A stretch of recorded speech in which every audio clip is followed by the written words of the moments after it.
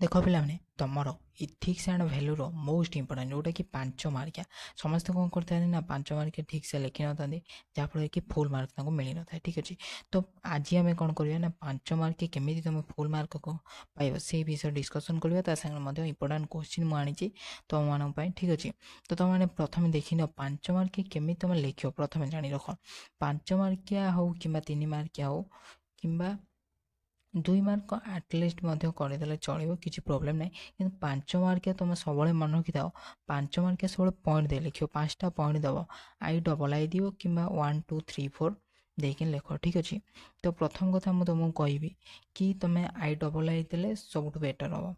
ठीक अच्छे तो 5टा पॉइंट दे लिखा द्वारा कौन होता है ना पिला भल रिजल्ट करता है। ठीक अच्छे तो सहीटा मुझे जनाऊँगी कहीं तुम इथिक्स भैल्यूर इंपोर्टां मोस्ट इंपोर्टां जोटा कि 2025 ठीक अच्छे आ कौन कौन सब आसो यहाँ तुमको जन नौची देख कौन सब पड़ो से आम डिस्कसन करवा आउ गुड़ा ही तुम मैंने आसो।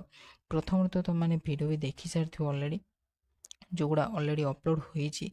ठीक अच्छे आ समय निश्चिंत देखूँ कहीं हाथ में समय ना। देख प्रथम कौन देती ना यहाँ प्रथम देला इंपोर्टां क्वेश्चन परवर्ती पीढ़ी संबलर संरक्षण व्यक्तिर भूमिका आलोचना परवर्ती पीढ़ी संबलर व्यक्तिर जो भूमिकाटा से तुम लिख अलरेडी तुम पीडीएफ सेंड हो जो मैंने बर्तमान पर्यटन पीडीएफ देखना पीडीएफ डाउनलोड करना से मैंने कौन कर ना डिस्क्रिप्शन में दि जाइए टेलीग्राम चैनल जॉइन हो जाओ। ठीक अच्छे डिस्क्रिप्शन में दि जाए टेलीग्राम चैनल लिंक टी से जॉइन होकर तुमने पीडीएफ इजिली डाउनलोड कर। तो यहाँ गला भेरी भेरी इंपोर्टां क्वेश्चन समस्ते एबेठार चिन्ह मार रख एबेठू भल भाव देखिए जाओ।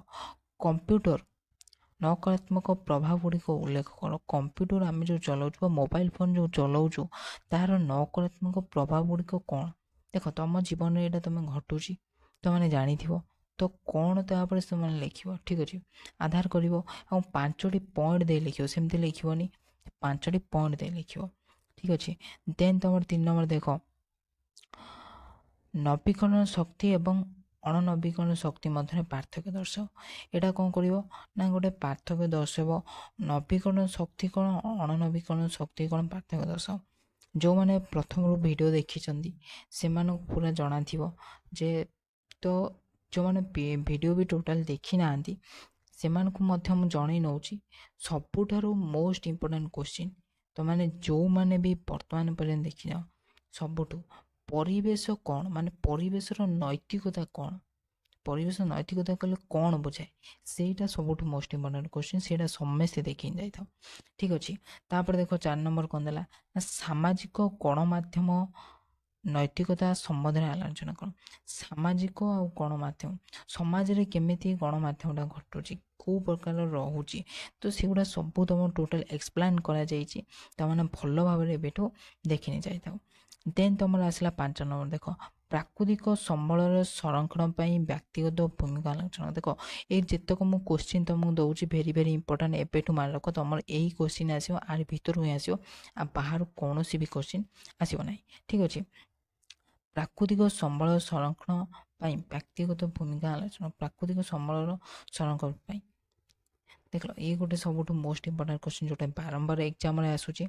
तापर देख सबुज एवं नवीकरण योग्य संबल गुड़िक वर्णना कर सबुज एवं नवीकरण योग्य संबल गुड़िक कौन कौन रोचे से गुड़ा तुम सब एक्सप्लेन कर। ठीक अच्छे तापर देख मोबाइल फोन व्यवहार अपकारिता वर्णना कर एवं यार न्यायुक्त व्यवहार आलोचना कर। ठीक अच्छे मोबाइल फोन रे आमे जो अपकारिता तार कौन पाचु कि उपकार कौन पाचु ता भितर तुम कौन ये गोटे पार्थक्य दर्शाइब से जो कंप्यूटर कहला कंप्यूटर तुम कौन अपकारिता उपकारिता पाचु से लिखी सेमती मोबाइल व्यवहार करने द्वारा कौन आम अपकारिता होता है उपकारिता होता है से तुम ये लिख आउ एति जन नौ तुम 5टी पॉइंट देख लिख।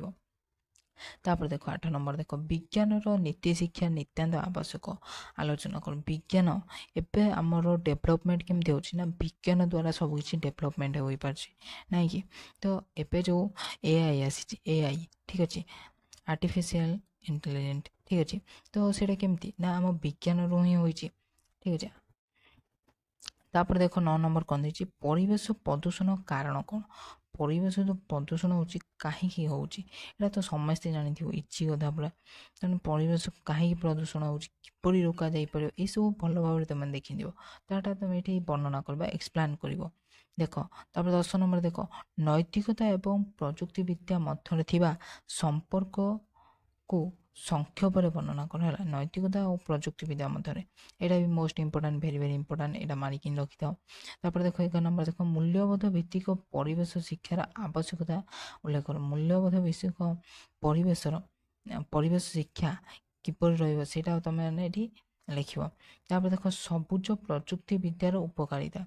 ସବୁଜ ପ୍ରଯୁକ୍ତିବିଦ୍ୟାର ଉପକାରିତା ଲେଖିବ ଏବଂ ଅପକାରିତା, ଏଇ ଦୁଇଟାଙ୍କ ପଢ଼ିକି ନେଇଥିବ। ଏଇଟା ବର୍ତ୍ତମାନ ଯେଉଁଟା ଉପକାରିତା ଓ ଅପକାରିତା ବିଷୟରେ ଆଲୋଚନା କର, ଏମିତି ମଧ୍ୟ ଆସିଥିବ, ଠିକ୍ ଅଛି।